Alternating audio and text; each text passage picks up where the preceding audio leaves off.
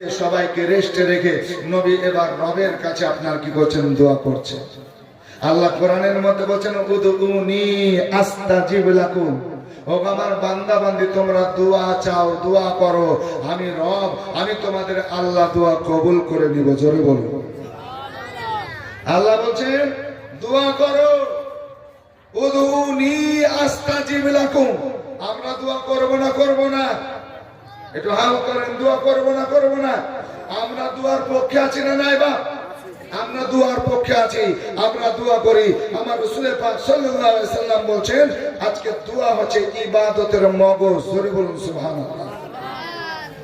দোয়া ইবাদতের মগজ। আল্লাহ নবী হাবিবুল্লাহ সাল্লাল্লাহু আলাইহি সাল্লাম বলেন দোয়া এমন একটি হাতিয়ার, সুবহানাল্লাহ, মুমিনদের জন্য দোয়া হচ্ছে হাতিয়ার। জোরে বলুন সুবহানাল্লাহ।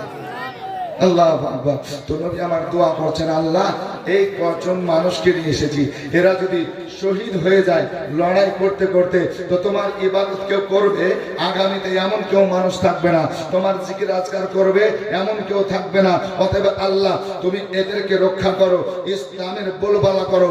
আল্লাহর কাছে দোয়া করছেন দয়ার নবী, মায়ার নবী। আমার আল্লাহ বলছেন আমি দোয়া কবুল করে নিলাম। জোরে বলুন। আসুন বেরাদার, কোরআন শরীফ পড়লে পাওয়া যায় আজকে দোয়া আল্লাহ পাক কেমন কেমন করে কবুল করেছেন। আমার আল্লাহ পাক বলছেন, একটু মনোযোগ দিয়ে শুনুন তবে বুঝতে পারবেন।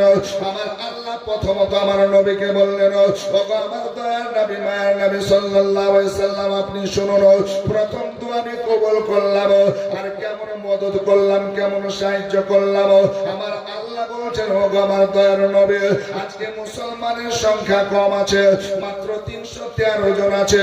এই 313 জন যখন ময়দানে দাঁড়িয়ে যাবে, সকাল সকাল যখন তারা দণ্ডায়মান হয়ে যাবে, আল্লাহু আকবার কাবীরা, ওগো আমার নবী মুস্তাফা রহমান সাল্লাল্লাহু আলাইহি সাল্লাম শুনুন, যখন এই মুসলমান একটা দিকে দাঁড়িয়ে যাবে আর একটা দিকে কাফের বেঈমানেরা দাঁড়াবে, এই দিকে 313 জনের সংখ্যা, ওই দিকে 1000 কম বেশ রয়েছে।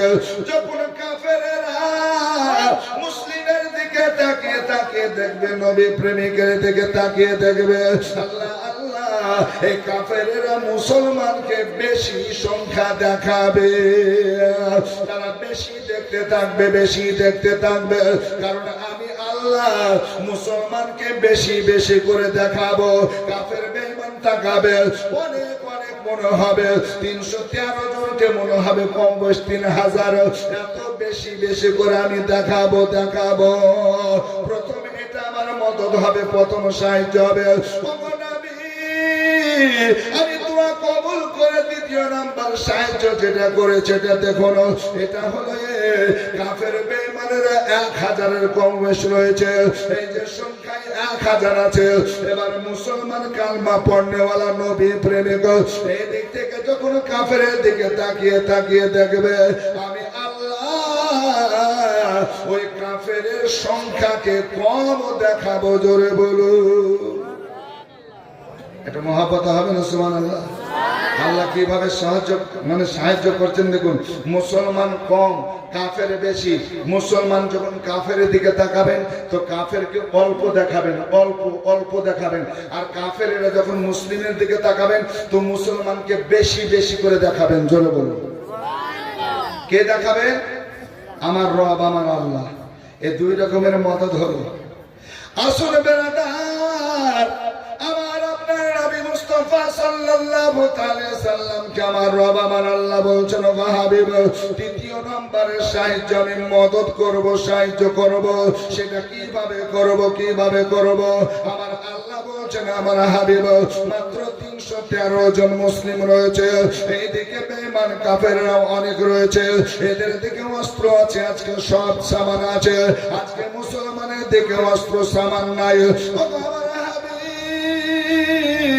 আমি এক নাই, দুই নাই, আমি আমার নূরি ফেরেশতা পাঠাবো। আজকে সেই লড়াই শামিল হবে, যুদ্ধে শামিল হবে। এই ফেরেশতাকে মদদ করব, যে ফেরেশতা হাজারো হাজারো হবে, জোরে বলুন সুবহানাল্লাহ। তাহলে মুসলমানের দিকে তিনটা আপনার কি আসলো বাবা? সহযোগিতা, মদদ আসলো। নবী বলছেন মুসলমানের জন্য তিনটা সহযোগিতার মধ্যে কাফের বেশি হলো, মুসলমান কম দেখবে। মুসলমান আজকে দ্বিতীয় নম্বরে কি হবে? মুসলমান কম হলো, মুসলমানকে বেশি দেখাবে।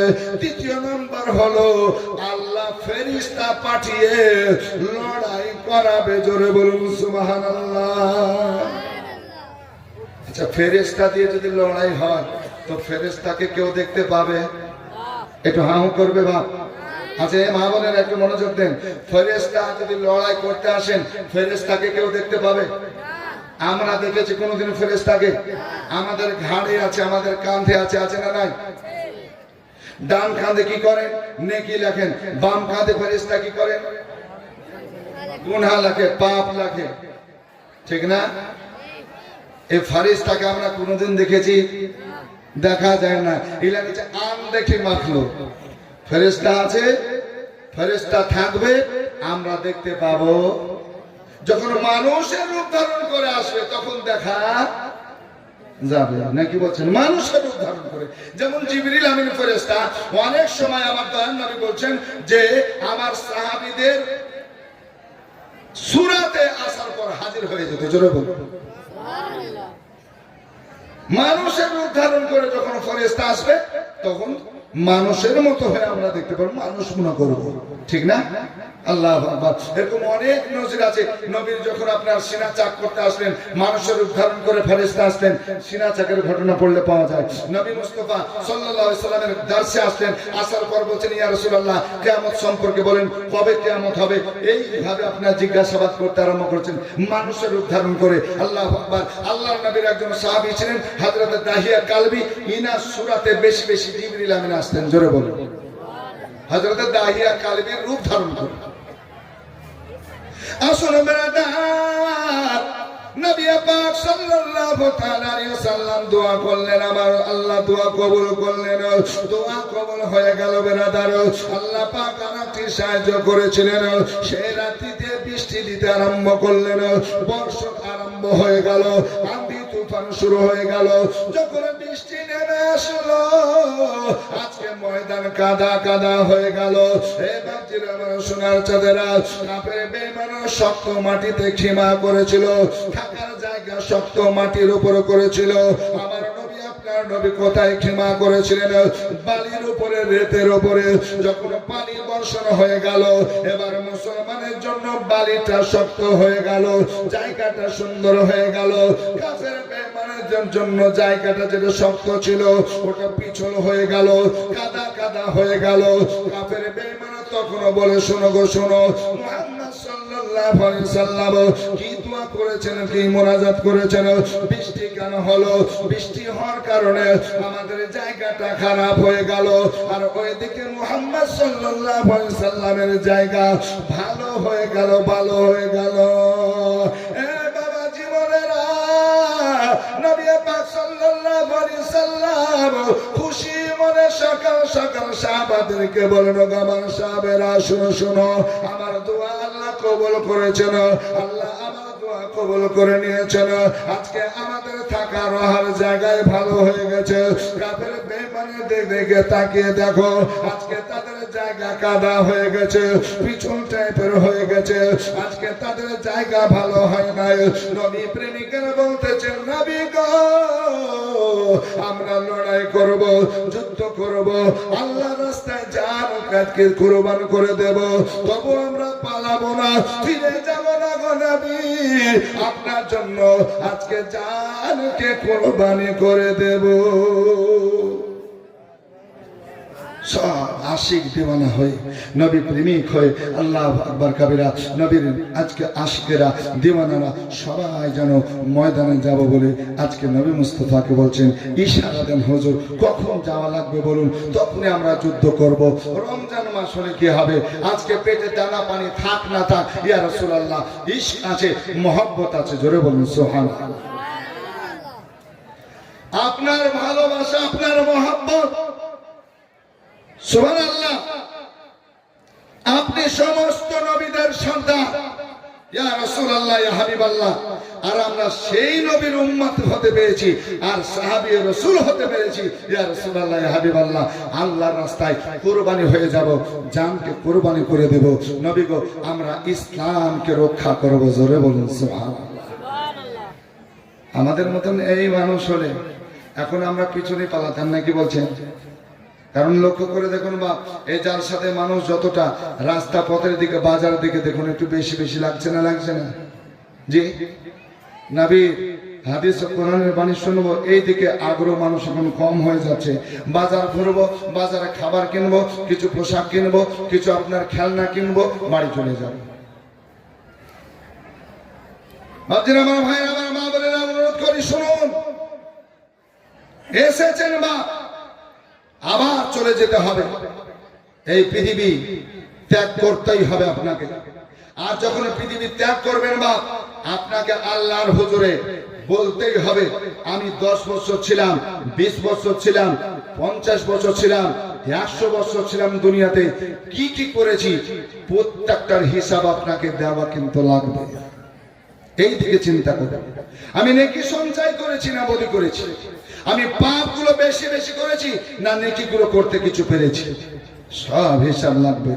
একটু মনোযোগ চাই, একটু নবীর আশিক দিওয়ানাদের দিকে তাকিয়ে দেখুন। আল্লাহু আকবার কবিরা। আমার মা বোনেরা মনোযোগ দেন, আল্লাহু আকবার। এদিকে নবী মুস্তাফা সাল্লাল্লাহু আলাইহি সাল্লাম, মাহে রমজান মাস, 17 তারিখ, আজকে বদরের যুদ্ধ, ইসলামের প্রথম যুদ্ধ। জোরে বলুন সুবহানাল্লাহ। মাত্র 313 জন। আসুন বেরাদার, এবার সকাল সকাল যুদ্ধতে রওনা হতে হবে, যুদ্ধের কাজ আরম্ভ করা লাগবে। সমস্ত সাহাবাদেরকে নবী রেডি করলেন, রেডি করে খিমা থেকে বের করার পর এবার ময়দানের দিকে নিয়ে চলতে আরম্ভ করলেন। বদরের প্রান্তরে যেন নবী হাজির হয়ে গেলেন। ওগো আমার স্বামীরা, তোমরা লাইন দাও, লাইন দাও, লাইন দাও। প্রত্যেকে আপনার লাইন দিতে আরম্ভ করেছেন। নবী আমার দেখবেন কে প্রথম পাঠানো যাবে, সর্বপ্রথম কে লড়াই করতে যাবে, মোকাবেলা করতে যাবে। সবাইকে লাইন দিতে আরম্ভ করলেন, কাতার সোজা করে লাইন দিতে আরম্ভ করলেন। সবার চেহারা আজকে নবী মুস্তাফা দেখছেন, সাহাবারা নবীর নুরি চেহারা দেখতে আছেন। বেরাদার, ও বাবা জীবন ভাইরা, আজকে সবাই যখন ময়দানে হাজির হয়ে লাইনে আপনার হয়েছেন, এমন সময় আব্দুর রহমান বিন আউফ বলতেছেন, আল্লাহু আকবার কবিরা, ইতিমধ্যে যুদ্ধ শুরু হবে, যুদ্ধ আরম্ভ হয়ে যাবে। এমন সময় দুটো ছোট ছোট বাচ্চা আমার কাছে আসলো। এই বাচ্চা দুটো আসার পর আজকে হযরতে আব্দুর রহমান বিন আউফকে বলছেন, চাচা আমি একটা জিজ্ঞাসা করবো গো চাচা। বলে, বাবা কি কথা জিজ্ঞাসা করবে? করো। বলছে, চাচা গো, ওই দিকটা তো কাফের দিক। বলে, হ্যাঁ, কাফের বেঈমানের আছে। ওই জায়গায় বড় বড় লিডার তারা রয়েছে, টাকাওয়ালা পয়সাওয়ালা তারা রয়েছে ওই দিকে। আজকে তাদের ক্ষমতা শক্তি বেশি, তারা ওই দিকে আছে। যারা আজকে নেতা মন্ত্রী তারা ওই দিকে আছে। আজকে এই বাচ্চা ছেলে দুটোর নাম হচ্ছে মাআজ আর মুআব্বাস। এই দুই ভাই বলতেছে, হুজুর, আব্দুর রহমান চাচা আমার শুনুন, আল্লাহ আল্লাহ, আমরা কিছু জানতে চাই না, জানতে চাই না, শুধু জানতে চাই আবু জেহেল কোনটা, একবার বলো। আবু জেহেল কে? হুজুর আব্দুর রহমান, আপনি আমাদেরকে একটু জানান না। তো আব্দুর রহমান বিন আউফ বলছেন, জি একদম ছোট ছোট ছেলে তো। আমি বললাম যে বাবা, এই আবু জেহেলকে জিজ্ঞাসা করছো, তাকে চিনবে, চিনে কি করবে? তুমি কি করতে পারবে? বলে, চাচা গো, আপনি শুধু চিনিয়ে দেন না। না বাবা, চিনিয়ে দিব, কিন্তু বলো না কি করতে পারবে তোমরা। বলে হুজুর আমরা শুনেছি ওই আবু জেহেল নাকি নবী মুস্তফাকে গালি দেয়, আবু জেহেল নাকি নবীকে কষ্ট দেয়, আবু জেহেল নাকি এই ইসলামকে ঘৃণার চোখে দেখে, ইসলামী পথে নাকি বেশি বেশি বাধা দেয়। আজকে আল্লাহ নবীর রাস্তায় নাকি কাঁটা বিছাতে বলে, আল্লাহ নবীর মাথার উপর নাকি ভুঁড়ি চাপাতে বলে, নবী সেজদায় আছে আজকে ভুঁড়ি চাপিয়ে দাও, এই নাকি আবু জেহেল বলে। আবু জেহেলের কথাতে নবী মুস্তফার গলাতে চাদর দিয়ে টান মারে, আজকে শ্বাস বন্ধ করে দিয়ে জান থেকে মেরে দেবো, এই কষ্ট দেয় আবু জেহেল। আজকে রাস্তাতে নবী যখন চলে আবু জেহেল বলে কি করে যে যাও নবীর উপরে কুড়া মাকড়া সব ফেলে দাও, ঝাড়ু দিয়ে যেগুলো নোংরা হয় মাথার উপর ফেলে দাও, এইভাবে নাকি কষ্ট দেয়, ইজা পৌঁছায়। আপনি একবার বলেন না আবু জেহেল যে নবীকে গালি দেয়, ওই আবু জেহেলকে আমরা চিনি না জানি না, একবার দেখবো, জোরে বলুন। দুটো বাচ্চা ছেলে মাজার মুআজ্জাওয়াজ যখন এই কথা বললেন, আব্দুর রহমান বিন আওফ বলতেছেন আল্লাহ এত ভিড়ের মধ্যে হাজার হাজার মানুষের মধ্যে আবু জেহেলের তোমরা কি করতে পারবে? বলে চাচা গো কি করতে পারবো না পারবো ওই বিষয়টা আলাদা, আপনার কাছে জানতে চাইলাম একবার জানিয়ে দেন। শুধু জানবো, জানার পর কি করতে পারবো না পারবো ওটা আমার রব জানেন, আল্লাহ জানেন। আমরা কসম করে বাড়ি থেকে বেরিয়েছি, আজকে কসম খেয়ে বেরিয়েছি আজকে আবু জেহেলকে শেষ করব, আজকে আবু জেহেলকে আজকে দুনিয়াতে রাখবো না। ওগো চাচা আপনি শুধু বলেন আবু জেহেলকে শুধু দেখিয়ে দেন। বাবা জীবন ভাইয়ের আমার মা বলে রাখো, ছোট্ট ছোট্ট দুটো ছেলে আজকে মাজ আর মুআব্বাস দুই ভাই যখন জিজ্ঞাসা করলেন আব্দুর রহমান বিন আওফ আবু জেহেলের খেয়াল করতে আরম্ভ করেছেন, খেয়াল করতে করতে খেয়াল করতে করতে কিছুক্ষণ সময় লেগে যায় রে বাবা। সময় যখন আজকে খেয়াল হয়েছে আল্লাহু আকবার, আব্দুর রহমান বিন আওফ বলছেন ওগো বাবা শোনো শোনো, ওই দেখো আবু জেহেলকে একবার দেখো, সব চাইতে উঁচু ঘোড়ার উপরে যে মানুষটা সব চাইতে উঁচু ওই মানুষটাই হলো আবু জেহেল। সুবহানাল্লাহ। আব্দুর রহমান বিন আওফ বলছেন বাপ যখন তোমরা মানবে না আবু জেহেলকে চিনবে জানবে, আর আমার যখন নজরে পড়েই গেল আমি তোমাকে দেখাই, ওই যে দেখছো কাফেরের ময়দানে আজকে কাফেরেরা অনেক আছে, অনেক, তার মধ্যে সব চাইতে উঁচু ঘোড়া যেটা দামি ঘোড়া মনে হচ্ছে যেটা, ওই উঁচু ঘোড়ার উপরে উঁচা মানুষ যেটা বসে আছে ওটাই আবু জেহেল, এটাই তাদের নেতা, সবচেয়ে বড় নেতা। এর কথায় কাফেররা ভড়কাও পাওয়ার পর ইসলামের উপর আজকে আক্রমণ করতে থাকে, কালেমা যারা পড়ে তাদের উপর অত্যাচার করতে চায়, আজকে জুলুম করতে থাকে, ওটাই হলো আবু জেহেল, ওটাই আবু জেহেল। মাস আর মুআব্বাস, আল্লাহু আকবার। যত যুদ্ধের ময়দানে আপনার মুসলমান 313 ছিলেন, সব চাইতে কম ওমর কম বয়সের ছিলেন, জোরে বলুন আল্লাহু আকবার। আজকে এই দুই ভাই যেমন শুনেছেন ওটা আবু জেহেল। আব্দুর রহমান বিন আওফ বলছেন আমি আঙ্গুল এইভাবে তুলেছি, যে আঙ্গুল এইভাবে তুলে দেখিয়েছি আর কথা বলছি, আঙ্গুল ওই দিকে, আমার নজর ওই দিকে, আঙ্গুল নামিয়ে তাকাচ্ছে ছেলেদের দিকে, ছেলে দুটো আর আমার কাছে নাই, জোরে বলুন হ্যাঁ সুবহানাল্লাহ। কি নবীর ইশক দিয়েছিলেন, জোরে বলুন, যে নবীর জন্য আজকে কাবা ঘর সেজদা করে দিয়েছিল, জোরে বলুন। বলছে একজন নবী আসিল গো সোনার মদিনায়, জোরে বলুন। আর একটু মহব্বতে একবার হাত উঠিয়ে বলুন তো ইয়া রাসূলুল্লাহ, সবাই হাত উঠিয়ে বলুন ইয়া রাসূলুল্লাহ। এই একজন নবী আসিল গো সোনার মদিনায়, একজন নবী আসিল গো সোনার মদিনায়, ও গো যার জন্য খুশি হলেন স্বয়ং রব্বানা, একজন নবী আসিল গো সোনার মদিনায়, একজন নবী আসিল গো সোনার মদিনায়, ও গো যাহার আগো মনের তরে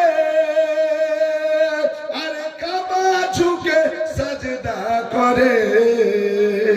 জোরে আর একটা মহব্বত হবে না?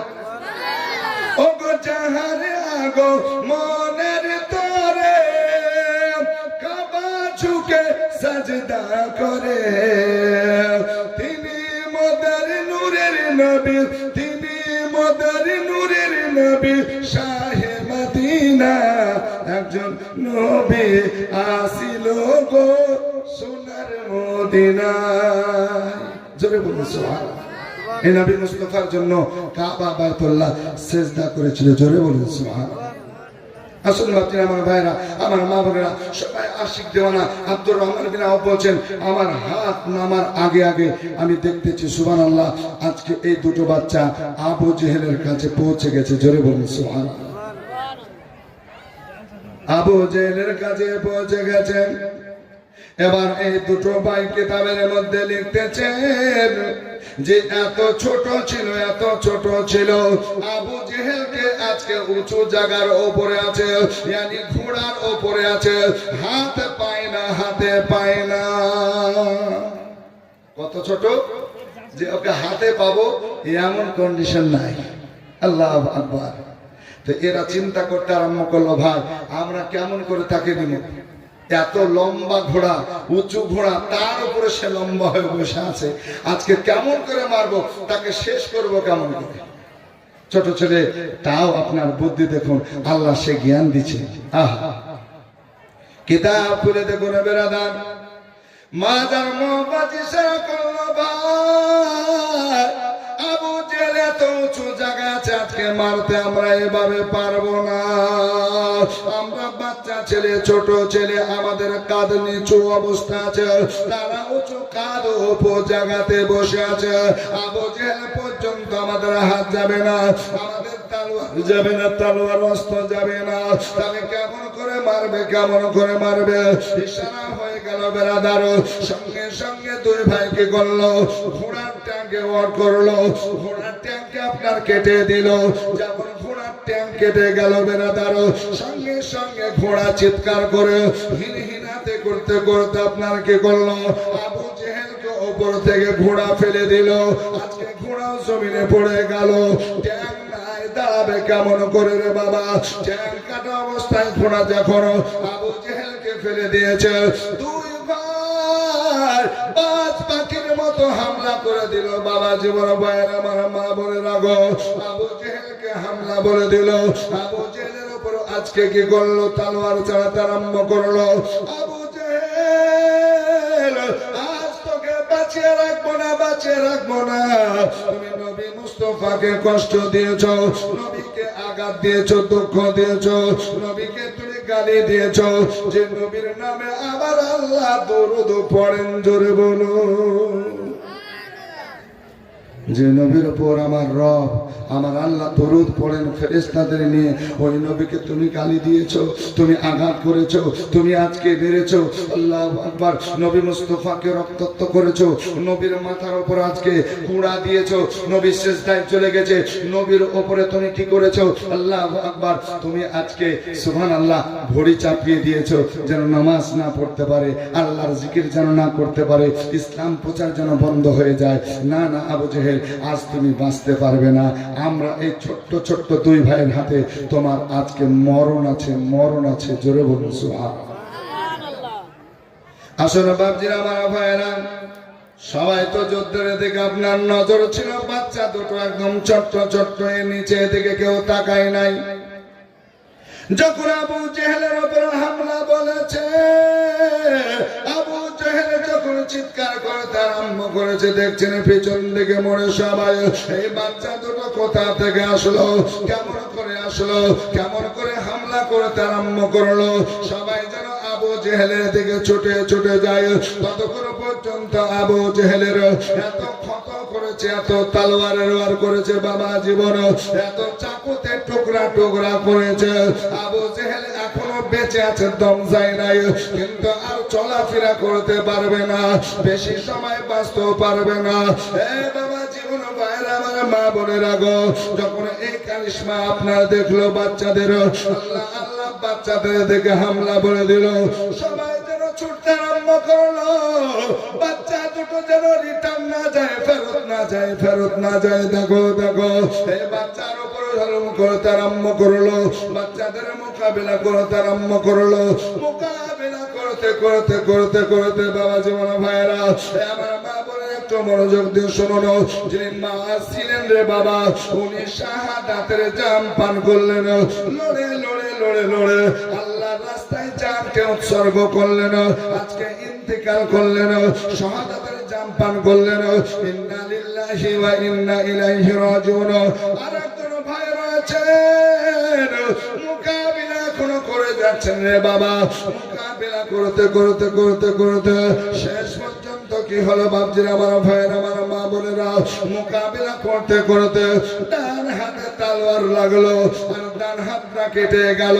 এই ডান হাত কেটে যাওয়ার কারণে আজকে চামড়া লেগে আছে বাবা। এই ডান হাতখানা যেন লটকে লটকে কাজ করা যায় না, যুদ্ধ করা যায় না। আল্লাহ নবীর সাহাবী হযরত মুআজ কি করলেন, আল্লাহ হাত কেটেছে, চামড়াতে বাধা আজকে আমাকে দিচ্ছে, চামড়ার কারণে হাত আমার বেঁধে যাচ্ছে, হাত আমার লটকে লটকে কাজ করতে দেয় না, এক হাতে আমি লড়াই করতে পারি না। শেষ পর্যন্ত কি করলেন বেরাদার, হাতকে আপনার পায়ের সঙ্গে ধরে জোরে একটা টান দিয়ে ছিঁড়ে দিলেন। জোরে বলুন। হাত কেটে গেছে, চামড়া লেগে আছে, ঝুলছে। এবারে হাতে বাধা দিবে না দিবে না? যে বাধা দেবে, হাত বারবার একদিক থেকে আরেক দিক চলে যায়, কাজ হয় না। তো তিনি হাতে কি করলেন, হাতকে পায়ে রেখে একটা জোরে টান দিয়ে আল্লাহ আকবার কবিরা কি করলো, আজকে সুবহানাল্লাহ, যেন হাতটাকে ছেড়ে নিয়ে তিনি বলছেন, না আমি এইভাবে যুদ্ধ করব না, আমার দুটো হাতের প্রয়োজন আছে। জোরে বলুন সুবহানাল্লাহ। এক হাতে মোকাবেলা করবো এটা সম্ভব না। এই বাচ্চা ছেলে আল্লাহর নবী হাবিবুল্লাহ সাল্লাল্লাহু আলাইহি সাল্লামের কাছে আপনার যেতে আরম্ভ করলেন। এক কদম দুই কদম করে, এক কদম দুই কদম করে বলছেন, ইয়া রাসূলুল্লাহ, আপনার আশিক দিওয়ানা আমার হাত কেটে গেছে। ইয়া রাসূলুল্লাহ, ইয়া হাবিবাল্লাহ, আমি জানি আমার ঈমান এতটা, আপনি আল্লাহর কাছে যা বলবেন আল্লাহ তা শুনবেন। জোরে বলুন।